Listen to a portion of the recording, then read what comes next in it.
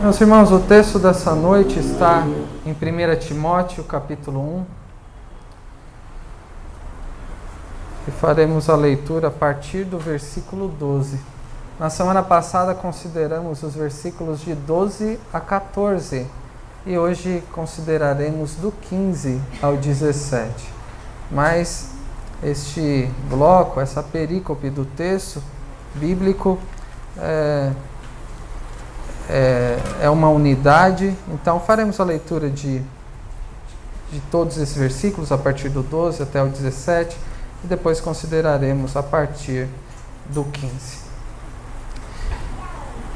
Diz assim a palavra do nosso Deus: Sou grato para com aquele que me fortaleceu, Cristo Jesus, nosso Senhor, que me considerou fiel, designando-me para o ministério. A mim que noutro tempo era blasfemo e perseguidor e insolente, mas obtive misericórdia, pois o fiz na ignorância, na incredulidade. Transbordou, porém, a graça de nosso Senhor com a fé e o amor que há em Cristo Jesus. Fiel é a palavra e digna de toda aceitação, que Cristo Jesus veio ao mundo para salvar os pecadores, dos quais eu sou o principal. Mas, por essa mesma razão, me foi concedida a misericórdia, para que em mim, o principal, evidenciasse Jesus Cristo a sua completa longanimidade e servisse eu de modelo a quantos hão de crer nele para a vida eterna.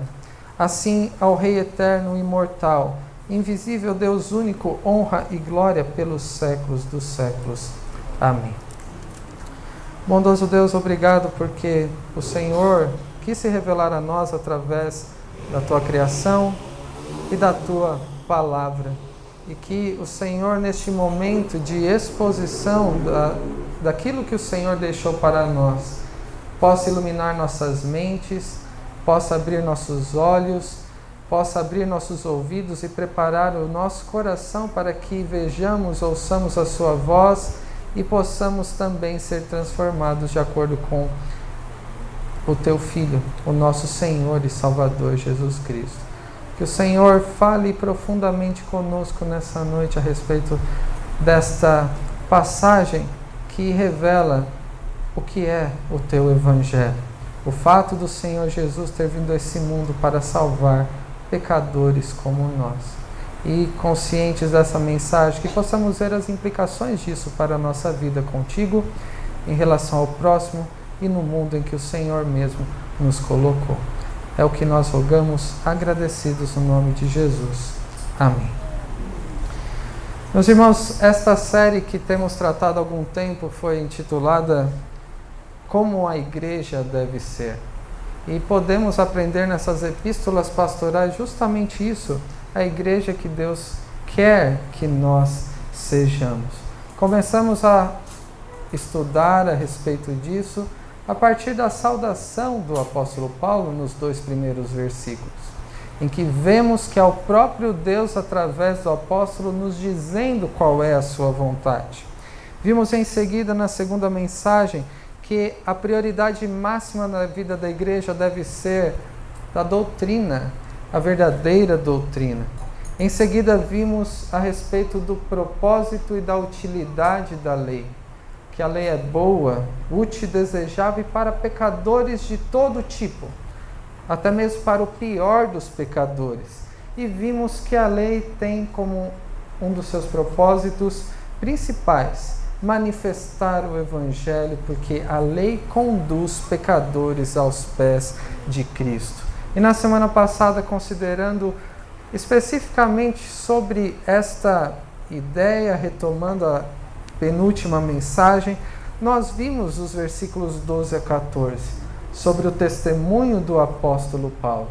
E entre os versículos 12 a 14, o apóstolo Paulo, ele testemunha da gratidão que tem a Deus por tudo que Deus o concedeu.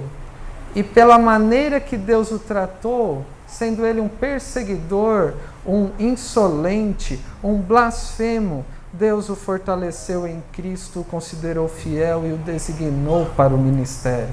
E Paulo, então, grato, transbordante de gratidão, ele testemunha da misericórdia divina que o alcançou.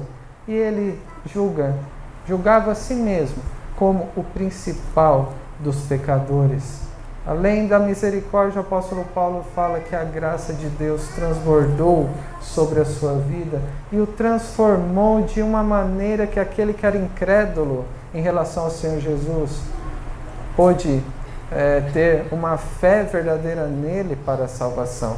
Aquele que era hostil a Cristo, ao Evangelho e aos crentes, ele aprendeu a amar a Deus, a amar o Senhor Jesus e também aos seus semelhantes, e sofreu por viver de um modo digno do Evangelho do Senhor a partir do momento em que Deus o transformou. Mas o apóstolo Paulo, depois de testemunhar a respeito daquilo que Deus fez por ele, na sua misericórdia, na sua graça, expressando a sua gratidão, ele então declara a respeito do Evangelho de Deus. Isso está principalmente no versículo 15, e é neste versículo que vamos nos deter por mais tempo, mas consideraremos até o 17. O versículo 15 trata sobre o Evangelho de Deus. Qual que é a essência, o conteúdo do Evangelho e qual é o seu alcance? O apóstolo Paulo diz: fiel é a palavra e digna de toda aceitação, que Cristo Jesus veio ao mundo para salvar os pecadores, dos quais eu sou o principal.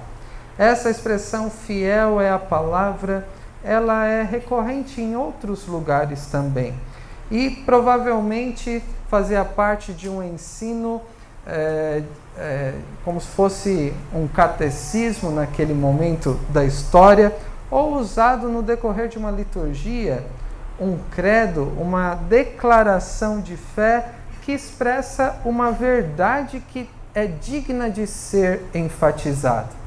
Então, quando nós vemos essa expressão, fiel é a palavra, é uma ênfase e devemos redobrar a nossa atenção àquela declaração que está sendo dita pelos autores e muitas vezes o próprio apóstolo Paulo. Por exemplo, no capítulo 3 de 1 Timóteo nós lemos: fiel é a palavra, se alguém aspira ao episcopado, excelente obra almeja. Em 1 Timóteo 4, 8 e 9, o apóstolo Paulo diz a Timóteo também: pois o exercício físico para pouco é proveitoso, mas a piedade para tudo é proveitosa, porque tem a promessa da vida que agora é e da que há de ser. Fiel esta palavra e digna de inteira aceitação. Na segunda carta do apóstolo Paulo a Timóteo também vemos essa expressão.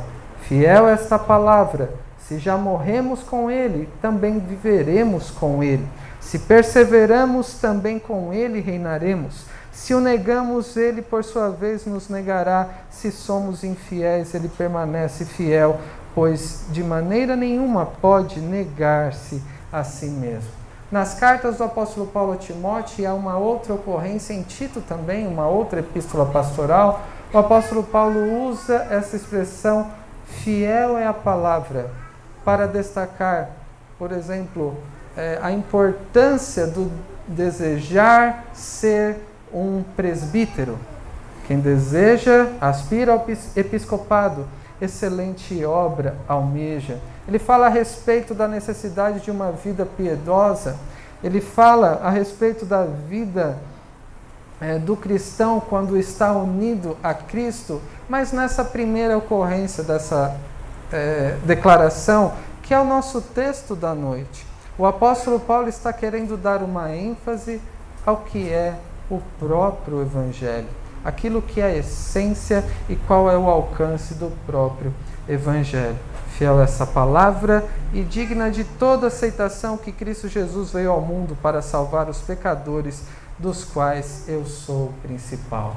À luz deste único versículo, que podemos aprender o que Deus nos revelou através do apóstolo Paulo sobre o que é o Evangelho.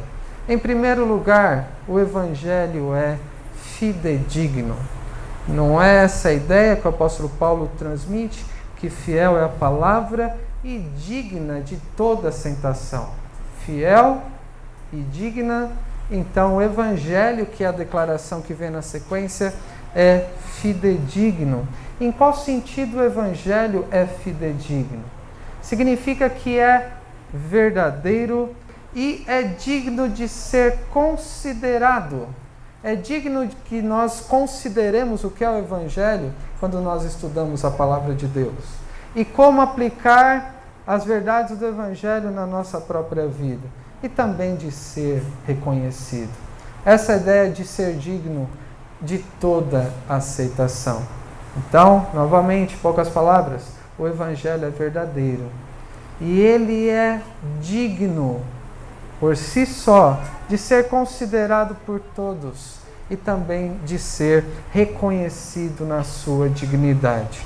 E quando o apóstolo Paulo ainda amplia sua ênfase, dizendo de toda aceitação, há pelo menos duas maneiras como se compreende essa expressão. Seria um duplo significado, porque não podemos negar nenhum nem o outro. Qual foi a intenção do apóstolo Paulo? Certamente foi uma das duas, mas queremos ser biblicamente coerentes e dizermos que foi os dois. Deve ser reconhecido pela totalidade de quem nós somos. As verdades transmitidas pela Escritura, que se refere ao Evangelho, deve ser reconhecida por nós com tudo que nós somos. Pela nossa percepção intelectual, pelo nosso coração, pelos nossos sentimentos, deve transformar nossa vontade, mas também deve ser reconhecida por todos. Isso demonstra o alcance que o Evangelho tem. Ele tem poder, é o poder de Deus para a salvação e tem, portanto, condições de atingir, de alcançar misericordiosamente e graciosamente qualquer tipo de pecador. Então, em primeiro lugar, o Evangelho é fidedigno. Em segundo lugar, o Evangelho, ele é cristocêntrico. O centro do Evangelho, a essência do Evangelho está na pessoa e na obra do nosso Senhor Jesus. O apóstolo Paulo diz: Cristo Jesus veio ao mundo para salvar os pecadores. Na primeira mensagem dissemos que o Deus Salvador já era abrangente, porque se referia ao fato de que o Deus Salvador salva pecadores no decorrer de toda a história humana. Essa expressão também é curta, assim como o testemunho do apóstolo Paulo, que mesmo sendo breve, vimos o quão eloquente, o quanto tem a nos dizer, e ainda mais essa declaração a respeito do Senhor Jesus. Cristo, o Messias, Jesus, o nosso Salvador, ele veio a este mundo, ou seja, ele se tornou homem, viveu entre nós com o propósito de salvar pecadores. E estas palavras do apóstolo Paulo ecoam também as palavras do próprio Senhor Jesus. Quando lá em Lucas 19, Jesus diz: porque o Filho do Homem veio buscar e salvar o perdido, se referindo a Ele mesmo. E esta é uma verdade impressionante do Evangelho que nós tendemos a nos acostumar por demais. O que significou o próprio Deus, na pessoa do seu Filho, assumir forma humana, se humilhar a este ponto, para viver debaixo da lei que ele instituiu e para receber o castigo da lei, a morte, no lugar de quem ele queria salvar. Cristo Jesus veio ao mundo para salvar pecadores, pecadores que não deve ser banalizado, todos são pecadores, errar é humano, quem é que pode questionar? Mas o fato de sermos pecadores significa que eu e você, por natureza, somos não filhos de Deus, mas filhos da ira de Deus. Não amigos de Deus, mas seus inimigos de fato. O Evangelho, resumidamente falando, este aspecto do Evangelho ser cristocêntrico, é sobre o que o nosso Deus decidiu fazer no decorrer da história através de Cristo. Foi anunciado desde o Antigo Testamento. Veio a este mundo e, como vimos também nas últimas mensagens, devemos aguardar ansiosamente a volta daquele que quis nos salvar. O Evangelho é cristocêntrico. Em terceiro lugar, o Evangelho é para pecadores de todo tipo.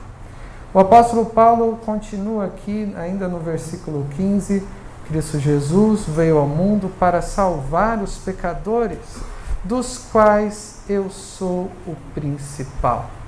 Muitos podem questionar se ele estava sendo, talvez, modesto, mas devemos ver aqui, e não somente aqui, à luz de outras passagens também, esse sentimento do apóstolo Paulo sendo demonstrado.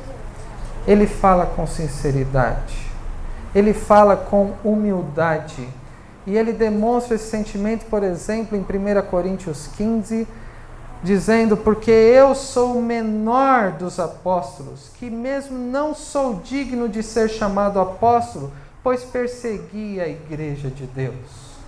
Em Efésios 3, o apóstolo Paulo diz: a mim, o menor de todos os santos, me foi dada esta graça de pregar aos gentios o evangelho das insondáveis riquezas de Cristo.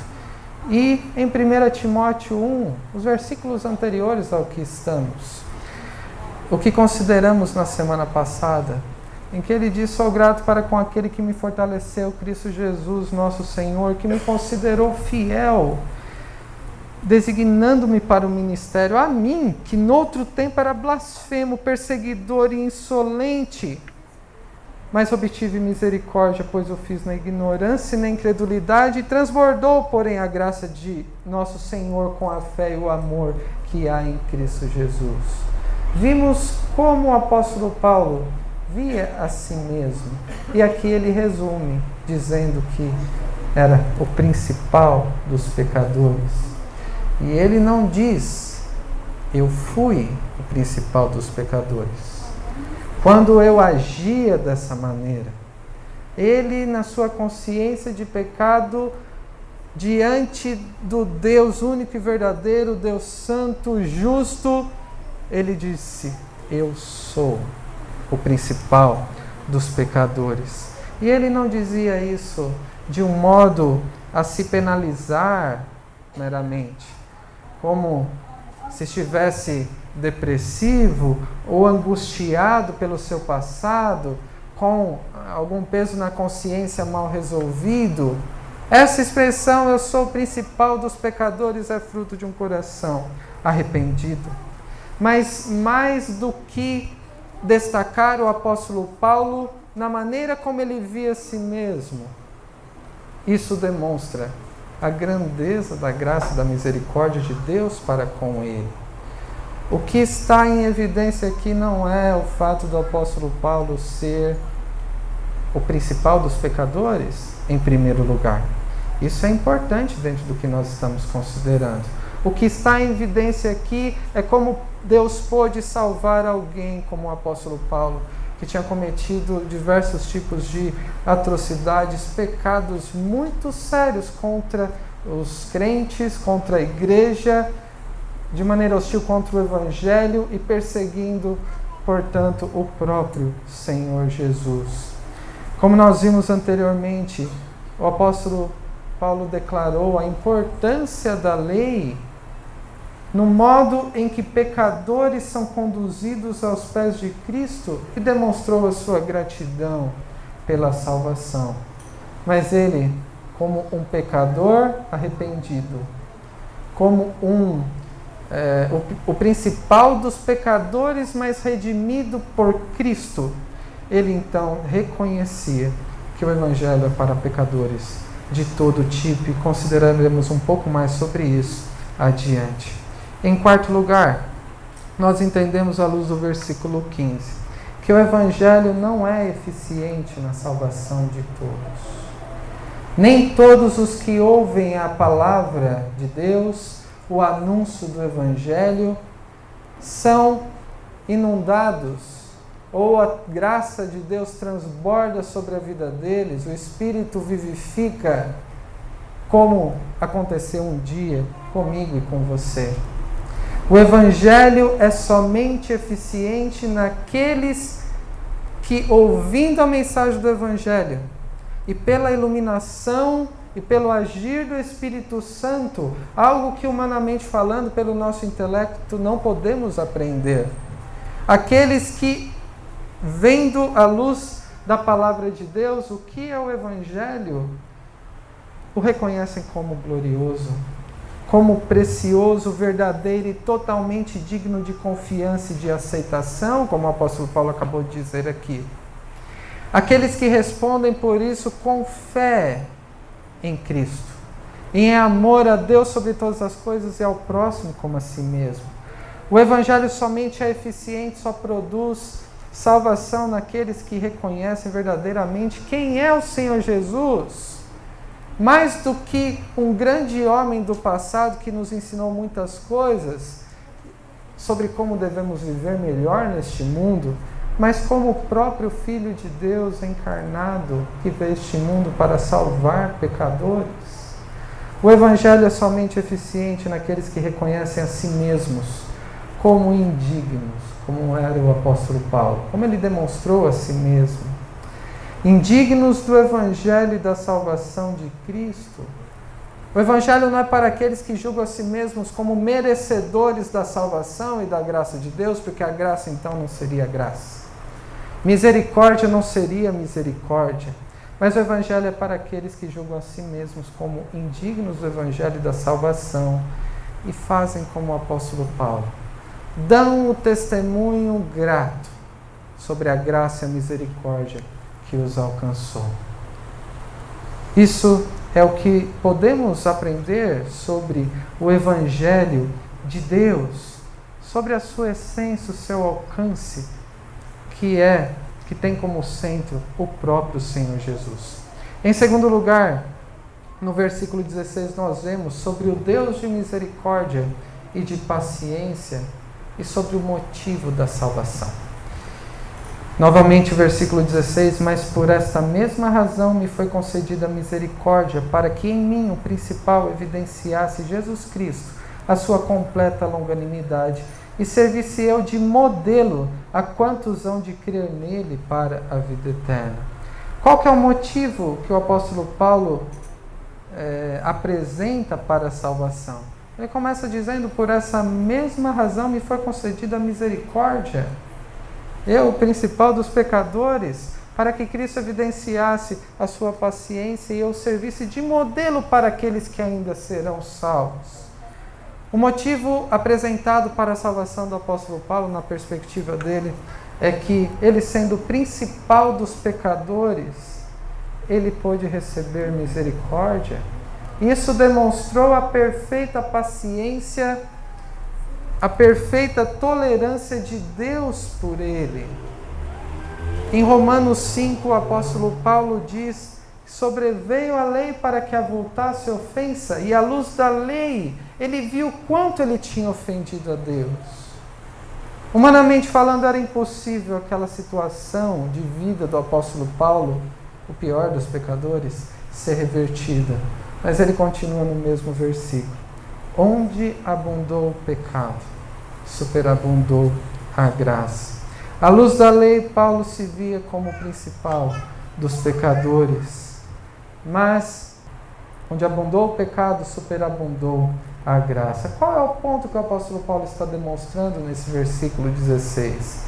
Se Deus pôde transbordar sua graça e misericórdia sobre alguém como o apóstolo Paulo, concedendo a ele, antes incrédulo, fé, antes odioso amor, antes morto em seus pecados, mas concedeu vida eterna, há esperança de salvação para mim, para você e para qualquer tipo de pecador. É este o ponto que o apóstolo Paulo está apresentando aqui. Ele se tornou modelo porque se Deus pode salvar alguém como ele, há esperança para todo tipo de pecador. Em terceiro e último lugar, o versículo 17 trata sobre o Deus que é digno de adoração. Ele diz nessa doxologia, nessa expressão de louvor, de adoração, que nós também cantamos um cântico baseado nela. Assim, ao Rei eterno, imortal, invisível, Deus único, honra e glória pelos séculos dos séculos. Amém. Lembrando que esse bloco de texto, essa perícope, como é chamado aqui nas Escrituras, começa no versículo 12. O apóstolo Paulo começando com um testemunho de gratidão pela salvação, tratando do modo pelo qual Deus transbordou a sua graça e misericórdia para com ele e para todo tipo de pecadores a esperança. Paulo, então, ele conclui com uma doxologia. Ele louva, exalta e adora a Deus. Paulo, então, ele vai de uma expressão de gratidão singela aqui ao versículo 12. Sou grato para com aquele que me fortaleceu, Cristo Jesus. É uma declaração de gratidão, um testemunho singelo, simples, humilde, mas que de um modo crescente, tratando sobre a graça de Deus em Cristo Jesus, ele surpreendido e atônito por essa graça transbordante, como vimos na semana passada, ele conclui em adoração. E o fato é que não poderia ser diferente. Quando se considera com coração grato o que é o Evangelho, o que significa um Deus que salva pecadores, um Deus perfeito, santo, justo, que se ira, que colocou a sua ira sobre o seu Filho na cruz, para que eu e você não precisássemos ficar debaixo dela. Mais do que penetrar as profundezas do modo como Deus fez isso no plano e na execução da sua obra de salvação, o apóstolo Paulo, ele conclui com a adoração. E Paulo, frequentemente nos seus escritos, ele transborda em louvor. Ao falar a respeito de quem Deus é, aquilo que Deus já fez no decorrer da história e que Ele continua fazendo. Por exemplo, na carta aos Romanos, depois de falar que o Evangelho de Deus é o poder para a salvação, lá no primeiro capítulo, a partir do versículo 16, ele fala a respeito da condição humana. A partir do versículo 18 do capítulo 1, todos nós, por natureza, estamos debaixo da ira. E ele fala a respeito de tudo que Deus fez para salvar pecadores, especialmente em Cristo, e como Ele age em nós através do Espírito Santo, e trata também sobre Deus ter nos escolhido para que o propósito da eleição prevalecesse, porque Deus ele não salva alguém por algo que podemos apresentar, mas Ele nos salva porque Ele é gracioso e misericordioso. A salvação procede de quem Deus é. E o apóstolo Paulo então prorrompe em louvor e adoração numa outra doxologia que é muito bela no final de Romanos 11, quando ele diz a profundidade da riqueza, tanto da sabedoria quanto do conhecimento de Deus, e diz porque dele, por meio dele, para ele são todas as coisas. E aqui ele também, na mesma carta, lá no capítulo 6 de 1 Timóteo, versículo 15 e 16, ele também louva a Deus. É até interessante como o apóstolo Paulo, começando a ensinar Timóteo sobre como a igreja deve ser, ele apresenta o seu testemunho pessoal talvez como se fosse um parêntese. E ele não se contém e adora a Deus na carta. Expressa sua gratidão a Deus de um modo declarado no que escreve a Timóteo, no que Deus também deixou a nós. E no capítulo 6 ele mais uma vez faz o mesmo. Versículo 15, a qual em suas épocas determinadas há de ser revelada pelo bendito e único soberano, o Rei dos Reis e Senhor dos Senhores, o único que possui imortalidade, que habita em luz inacessível, a quem homem algum jamais viu, nem é capaz de ver, a Ele a honra e o poder eterno. Amém. O apóstolo Paulo, então, ele adora ao Deus que é digno de adoração. E Ele conhece o seu Deus. Ele sabe quem é Deus. Ele chama Deus aqui, dentre tantas qualidades, de todos os atributos que Deus possui, Ele escolhe alguns aqui na sua expressão de adoração. Ele diz que Deus é o Rei eterno, ou o Rei dos séculos, como está no grego, que reina soberanamente sobre todas as coisas. É isso que um rei faz. Ele governa. E é o Rei eterno porque o seu reinado jamais terá fim. E Ele reina soberanamente sobre todas as coisas. E o que envolve todas as coisas? Poderíamos dizer tudo. Todas as coisas. Mas poderíamos resumir aqui em 3 palavras. É o Deus que governa sobre a criação. Na sua providência, como lemos no Salmo 145, e também na salvação do pecador, e concede vida eterna, porque Ele é o Rei eterno, e Ele faz isso com quem Ele quer. O apóstolo Paulo também diz que Deus é imortal, e pelo grego mais literalmente seria aquele que é imperecível, aquele que não se deteriora, ou em outras palavras, é o Deus que não muda. É o Deus que sempre foi o mesmo, permanece o mesmo e o será para todo sempre. Aquele que não se cansa. Aquele que não dorme, que cuida de nós em todo o tempo. Aquele que não morre. O salário do pecado é a morte. Nosso Deus é santo. É perfeito. O apóstolo Paulo também diz que Deus é invisível. E é o sentido aqui de que Ele jamais foi visto. Ninguém jamais o verá, mas Deus que se dar a conhecer toda a sua glória e todos os seus atributos, na sua misericórdia, graça, justiça, ira, santidade, através da pessoa do seu Filho, que esteve entre nós para nos salvar. E Ele é o Deus único. Ninguém se compara a Deus. Não há outro Deus que seja como Ele é. Ele é singular. Não há outro ser na sua categoria. Ele é incomparável, glorioso, é único. E Ele é totalmente digno do nosso amor e também do nosso louvor. Por isso o apóstolo Paulo conclui com aquilo que Deus é digno: honra e glória pelos séculos dos séculos. E isso deve estar presente na vida de todos os que compreendem a gloriosa mensagem do Evangelho. Sobre o fato de como um Deus tão glorioso que possa ter colocado seu amor por pecadores, por seus inimigos e adotá-los como os filhos. E quando se entende o Evangelho glorioso, o nosso desejo é tributar honra e glória a Deus com as nossas vidas. Em momentos assim, como o Senhor é digno, em cada momento da nossa vida também, com o nosso modo de viver. Para concluir, retomando as principais lições que nós vimos até aqui. Em primeiro lugar, sobre o Evangelho de Deus.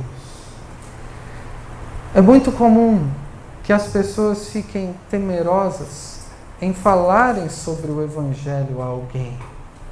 E os motivos para este temor, para essa preocupação, para essa insegurança, deve ser dissolvido à luz da glória do Evangelho.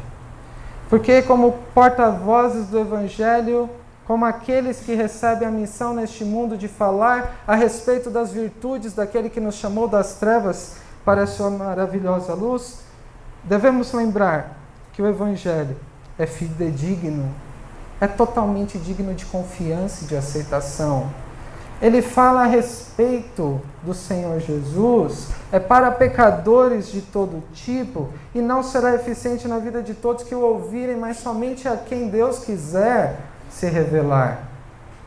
Na prática, isso deve fazer com que tenhamos segurança, porque não é pela nossa capacidade que o Evangelho será assimilado, mas porque ele é fidedigno.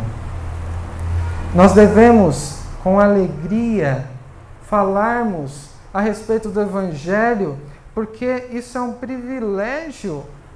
É um privilégio para nós falarmos a respeito de Cristo aos que ainda não o amam e que não creem nele. Pense em pessoas que ainda continuam nessa situação, que precisam ouvir sobre o Evangelho da graça de Deus para que possam se curvarem aos pés do Senhor. Nós devemos também ficar esperançosos na expectativa que a graça de Deus é maior do que o pior pecador deste mundo, até mesmo aqueles que conhecemos e que nos parece impossível serem salvos. Nós devemos também ficar cada vez mais na dependência do nosso Deus, rogando que Deus seja misericordioso para com a vida daqueles que precisam ouvir, de um modo a aceitarem na totalidade o Evangelho da salvação. Em segundo lugar, sobre o Deus de misericórdia e paciência, sobre o motivo que Deus salva pecadores. Paulo declarou que ele foi um exemplo, um modelo sobre como Deus concede misericórdia e como demonstra sua paciência para com o pior dos pecadores. Pense em alguém vil, em alguém hostil à mensagem do Evangelho. É impossível pensar em alguém pior do que o apóstolo Paulo, pelo conhecimento que ele tinha e nas oportunidades que ele teve, como ele foi violento contra a igreja. E isso não é verdadeiro somente para com o apóstolo Paulo. É verdade também sobre mim e sobre você. Não devemos apenas dizer, se Deus salvou o apóstolo Paulo, Ele pode salvar também outras pessoas. Devemos assimilar a mensagem do Evangelho de uma maneira a declararmos, se Deus salvou um pecador como eu, Ele pode salvar também a qualquer tipo de pecador. Assim como Ele derramou sua graça e misericórdia sobre nós, como que nós podemos muitas vezes julgar impossível alguém salvar algum pecador que nós conhecemos? Se Deus me transformou e se não fosse a graça de Deus comigo, o que eu seria? Ou o que eu estaria fazendo?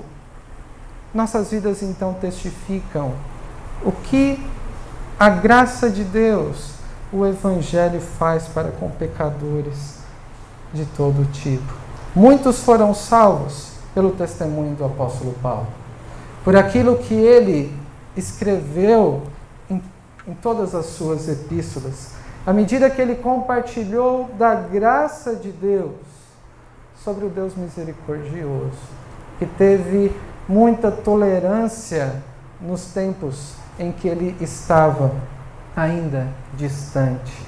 E uma pergunta que eu quero fazer sobre isso: como você tem evidenciado o seu testemunho? Que deve ser humilde. Se Deus salvou um pecador como eu, Ele também pode transformar a vida daquele com quem eu convivo, que parece tão distante do Senhor. E como você tem testificado isso através das suas palavras? O testemunho envolve comportamento, mas também devemos falar a respeito de como o Evangelho é precioso nas nossas vidas, como Deus nos transformou por sua graça e sobre o que Jesus fez por mim na cruz do Calvário. E por último, a respeito do Deus digno de adoração. Expressar a gratidão pela salvação, como o apóstolo Paulo fez. Sou grato a Deus. Meditar na graça transbordante de Deus e falar a respeito de como o Evangelho nos é precioso. Assim como o apóstolo Paulo fez, inevitavelmente nos moverá a adorar a Deus com sinceridade, consciência e profundidade. O fato de sabermos que Deus derramou sua graça sobre nós, a sua misericórdia sobre nós, o fato de conhecermos como Deus é paciente, considerando o nosso próprio pecado, seja do passado, antes da conversão, como do presente na nossa negligência. O fato de entendermos que Deus é soberano, que Ele não muda, Ele permanece o mesmo, sobre o fato dele ser glorioso, este deve ser o conteúdo da nossa adoração. Da mesma maneira como Cristo é o conteúdo do Evangelho. Temos motivos para adorar a Deus em toda circunstância, porque não dependemos delas, primeiramente, mas do nosso Deus, que é digno de adoração, independente do que eu esteja passando, ou das circunstâncias que eu esteja vivendo. Quando conhecemos o nosso Deus, o Rei eterno, o Senhor de todas as coisas, o Deus que nos criou, que provê todas as nossas necessidades, que nos salvou em Cristo, isso deve nos impulsionar a servi-lo com tudo que nós somos, com integridade. Deve nos impulsionar não somente para a frente, mas para baixo, numa vida piedosa, aos pés do Senhor, seja no culto e seja na vida diária, nas nossas famílias, nos nossos trabalhos, nos nossos estudos, em meio aos nossos familiares, em todos os momentos, em todas as coisas, tudo o que fazemos diante da face da glória de Deus e para a glória dele também. Meus irmãos, à luz daquilo que é a essência do Evangelho e das suas implicações para a nossa vida, que Deus nos ajude a reconhecermos como o Evangelho é glorioso, que nos ensine como nossas vidas devem testificar a respeito da salvação, assim como o apóstolo Paulo aprendeu, e que Deus nos capacite, com corações gratos e conscientes da sua graça e misericórdia, a vivermos uma vida que o glorifique, seja em ações, seja em palavras, em declarações, que Deus seja visto através de nós. Que Deus os abençoe. Amém.